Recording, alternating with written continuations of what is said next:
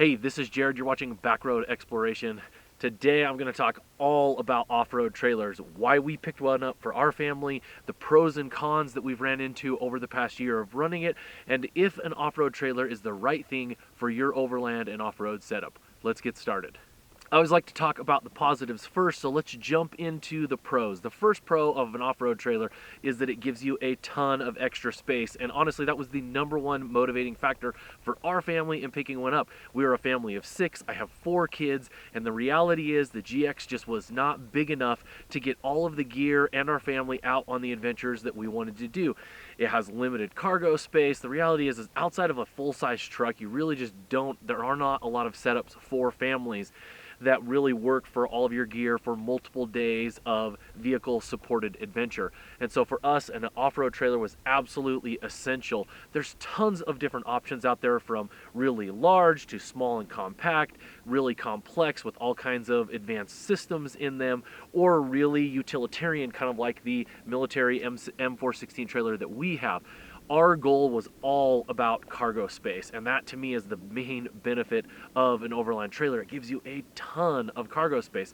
Ours clamshells open, and inside of there we can lay out all of our gear. We have our bins, we can put those inside, and it allows us to bring everything that we need to be able to have a fully supported by vehicle and trailer adventure into the remote areas of Utah as a family for multiple days, which is what I love to do. I want to get out, I want to explore, I want to share the beauties of Utah with my family, and being able to do that in the rugged and off-road terrain that I want to go to requires a capable vehicle, but also a trailer with the cargo capacity that we need to be able to get to those spaces. So everything that we did in choosing this trailer was all about space, and it's one of the benefits that you can have if you're going to go with an off-road trailer. The second positive of running an off-road trailer is that it's going to allow you to bring some extra creature comforts. Now I know that goes along with the space, but to me, creature comforts is an important piece of it because we love to do this a lot. I don't just go on 1 or 2 overnight trips a year, and so roughing it, or whatever you want to call it, is something that I'm not super interested in. I do a lot of off-road and camping, and I want to have that be as enjoyable of an experience for me as possible. If you've ever camped with kids, you know if they're comfortable and if your spouse is comfortable, that you're going to have a wonderful adventure. And so for me, being able to have some creature comforts available because we have an off-road trailer is really, really nice. A couple of those creature comforts, it allows us to be able to have a hot water heater that we can bring with us, a portable water system for showering and things like that when you have little kids and everyone's really messy and it's perhaps too cold or you're not near water so you can't just jump in and rinse off. It allows us to have a shower system with us that we can pop up and rinse off feet, rinse off sand, and be able to shower and get freshened up. It allows you to bring your bigger chairs. Chairs are one of the biggest space killers inside of an off-road and camping setup, and we're able to bring bigger, more comfortable chairs. We're able to bring bigger, more comfortable sleeping pads, be able to not have to focus on hyper compact sleeping bags and things like that. Just every little element adds creature comforts. We have a baby right now, and we want to be able to we have this nice little portable little pop-out high chair that you can attach to a regular chair. That's a creature comfort that's really, really nice when you have a 1-year-old and you want to be able to sit them down and feed them and not have them running around while you're eating and those types of things. It's an essential for us, and it's one of those things that without an off-road trailer we just wouldn't be able to do. So creature comforts all around and abound when you have an off-road trailer, and it's one of the main features. And you can obviously get really advanced creature comforts as far as your trailer goes. You know, if you have a enclosed trailer, you're going to be able to sleep inside, which adds protection from the elements, from wind, snow, like I'm receiving today. Just having that as an ability is a creature comfort that is really, really nice. Now, our trailer is a clamshell. We have a rooftop tent on top of it, so we're not sleeping inside the trailer per se, but being able to bring a rooftop tent that is big enough for most of our family allows us to have that as an extra creature comfort. We've been out on really, really windy adventures, and a rooftop tent is a lot more one, since it's attached to the trailer, it just doesn't blow in the wind as much. It's a more rigid canvas than your traditional tents. And so we've been in some really, really rough windstorms.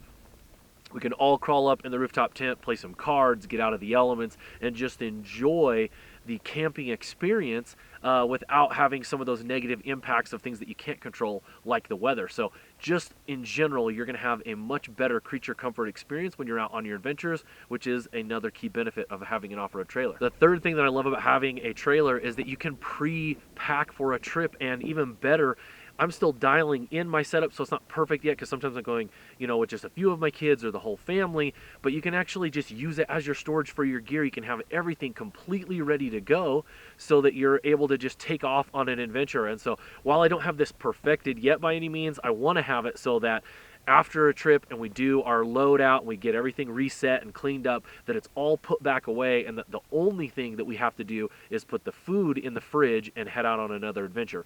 Right now, I'm mostly taking advantage of the fact that I can pre-pack. So we'll come home and we'll, get everything cleaned up and we'll get it put away, and then when we're ready to go on another adventure, we're using the GX through the whole week, going to school and work and things like that. So I can't just put everything in it all of the time.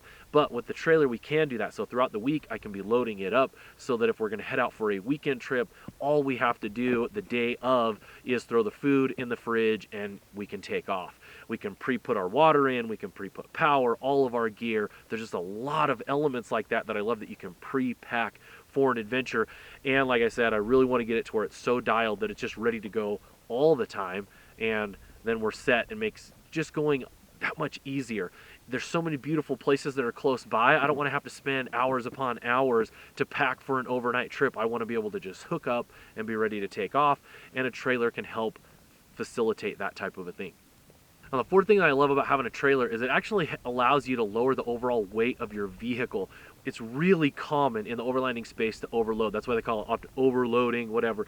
The point is, if you're putting gear up on top of your roof like we do on occasions before we had the trailer, or you're running a rooftop tent and you're loading your family and maybe your dog and your fridge, the reality is you're probably getting past your payload capacity pretty quickly, which makes it less safe, frankly, right? Your vehicle is designed to work within those constraints so that your stopping power and handling and all of those things are there. If you have a trailer, it's going to put that weight on the wheels or the axles of the trailer and allow you to take that weight out of the vehicle, which is really nice. So it's not necessarily going to, change. The reality is you're probably going to be bringing more stuff. So the combined weight of the vehicle and the trailer may be greater, but the weight of the vehicle is going to be less, which is going to be an added benefit in my opinion.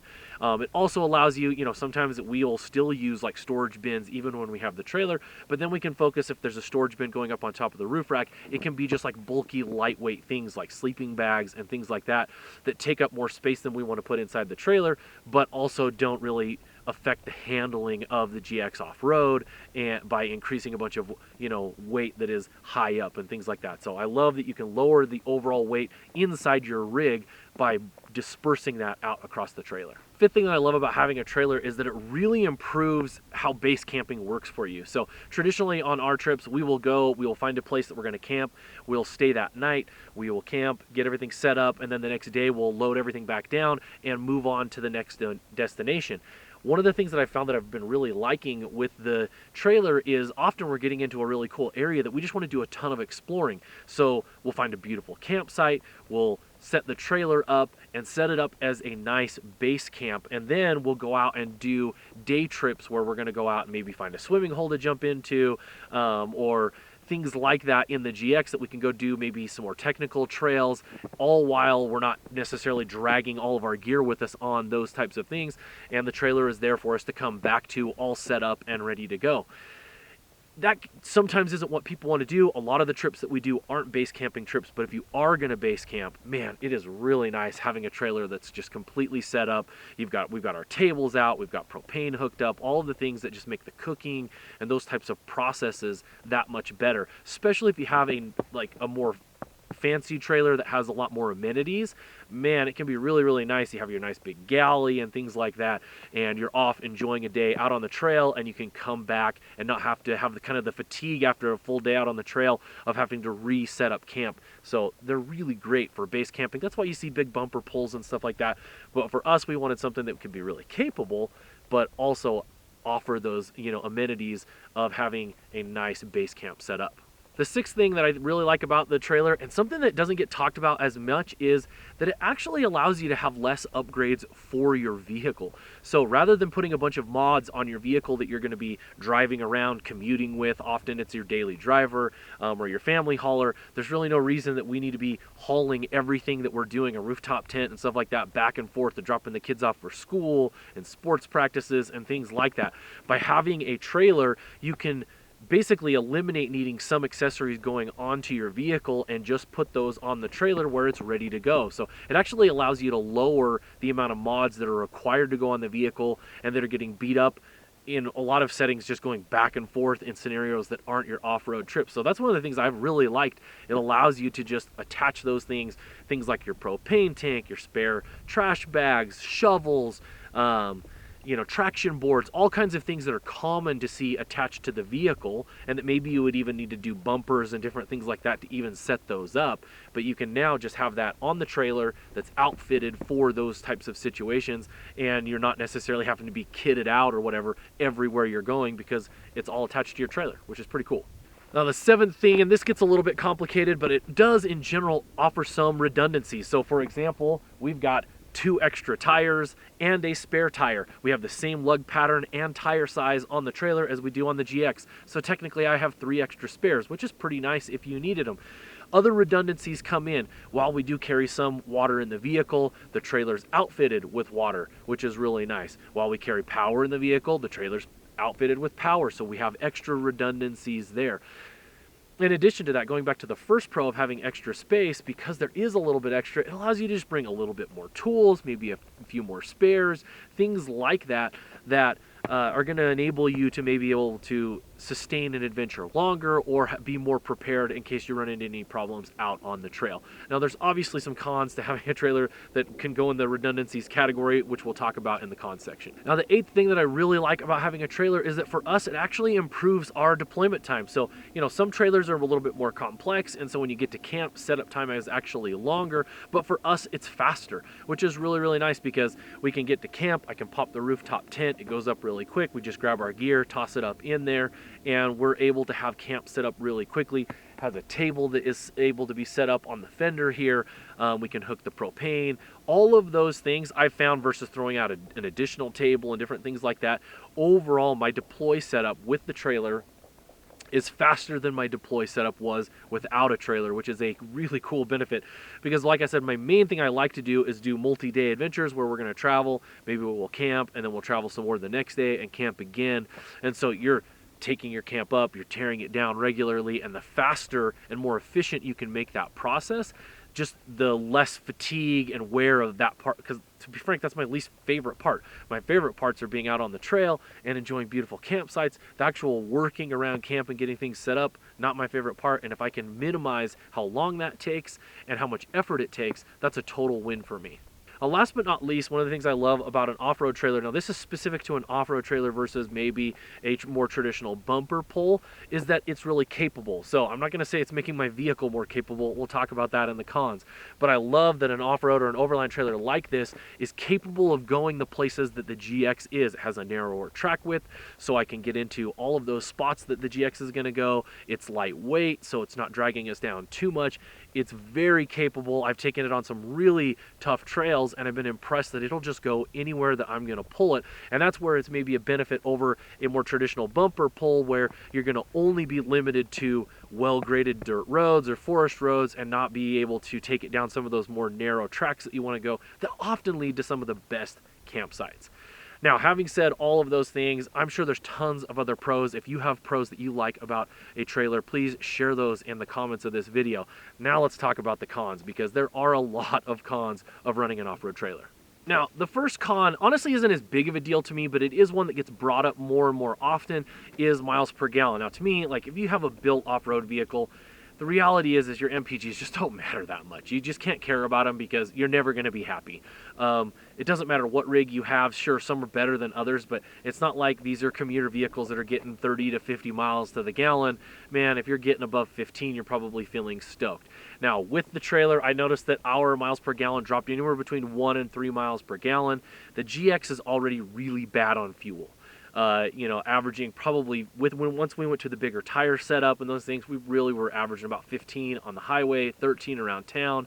So in some off-road settings where maybe we're in four-wheel drive for a significant amount of time, or for low, we're getting like 10 miles of the gallon at best. And obviously with the smaller tank that the GX has, that does sometimes present a problem of, hey, we don't have as much range as I want. But one of the positives of a trailer is you can typically offset any miles per gallon loss by carrying extra fuel with your vehicle. So with some jerry cans, we like a roll-up giant loop fuel bag container that we put on the back of the trailer. That can help offset the miles per gallon that you're losing. But in general, anytime you tow, I've towed a lot of things throughout my life, you're always going to lose miles per gallon. And when you're talking about all the gear we're carrying on our camping and overlanding adventures, there's nothing fuel efficient about it. Now, the second main con to me is that you're just less nimble. So our setup, while I did talk about how it's a narrow track width, the reality is it's pretty long. We've got a long tongue, the vehicle's decently long, the trailer makes it longer. You're just less nimble. So in areas where you got to make tight turns, you've got to take, you know, wider approaches and things like that. You have more things that can bump and hit on the ground. While the trailer actually has more ground clearance than the GX does, that's a positive for us. The reality is you're just less nimble. I have had multiple times where I've gotten in a spot. I don't always pre-plan where I'm going. I like to just kind of wander and kind of see where we end up. And I've had multiple times where I've had to unhook the trailer, and you know, luckily it's not too heavy and I can pick it up and pivot turn it all the way around to go back down where we just came, because I'm in a position where I can't turn around. I can't back it up. Maybe there's a steep edge on the side, or there's just not enough room to turn the vehicle all the way around. And even when there is room, lots of times there's places where you just whip around if you weren't pulling a trailer. And when you're pulling a trailer, it's maybe a multi-point turn or something like that. So there's definite downsides to your overall capability and nimbleness. Now, the third thing in going along with the nimbleness is you're just off-road, you're less capable, okay? You're basically towing around some type of an anchor, right? It's not a powered wheel, so you are dragging it anywhere you go. And that can be negative. There's no terrain, pavement, mud, snow, sand, red rock. None of those terrains are benefited by pulling 2 extra wheels behind you on an axle with a trailer. There's nothing about it. So your capabilities are going to be decreased. Obviously, how much depends on just the robustness of the trailer. This is an M416 military trailer. It's built very sturdy. Like I mentioned, it has more clearance than the GX. I can tow it anywhere I want to go, but even today when I'm out in the snow, I notice I have a harder time hooking up. And this is not deep. This is just a little skiff of snow that we've gotten today. But if I'd unhooked the trailer, we're not having any issues out here, but I definitely would have better traction both from starting and stopping if I wasn't pulling a trailer. So you are sacrificing capabilities for the comfort and creature comforts and storage that a trailer is going to offer. I don't think that that's a surprise to anybody, but it is something that you definitely want to be aware of when you're going into making the consideration of if a trailer is right for you. And one of the main cons of running an off-road trailer is that it costs a good chunk of money. And obviously that's very relative to what you're getting, but you can spend anywhere between like $3,000 and $60,000 or $70,000 on an off-road overland trailer, just depending on what you're getting. We're on the very low end of that. You know, I think we spent just a little bit under $6,000 on our trailer, and that included the rooftop tent, but it also doesn't have a ton of amenities that other trailers do, where you have like big pull-out kitchens and a lot of those fancy things. Ours is basically just storage capacity with a few amenities on the front of it. So you have to know that it is going to cost you something, and you got to make sure that that's worth it to you. I know a lot of people are like, hey, I'd rather just go out and off-road and wheel and spend that money on a hotel or in a tent or something like that. So it's more expensive certainly than if you weren't going to run a trailer, and it definitely is something that you need to be considering if you're thinking about doing it.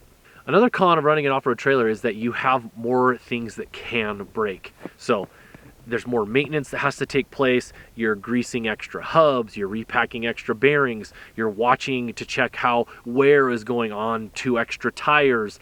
There's just more grease fittings that I'm taking care of. There's more things to clean. After this trip, you can see there's a lot of, kind of snow, mud, ice build up on that. That's extra things that I'm going to have to maintain after an adventure that if I was just in the vehicle, I wouldn't have to do. So there's just, because there's more of it, there's more of everything that you have to do.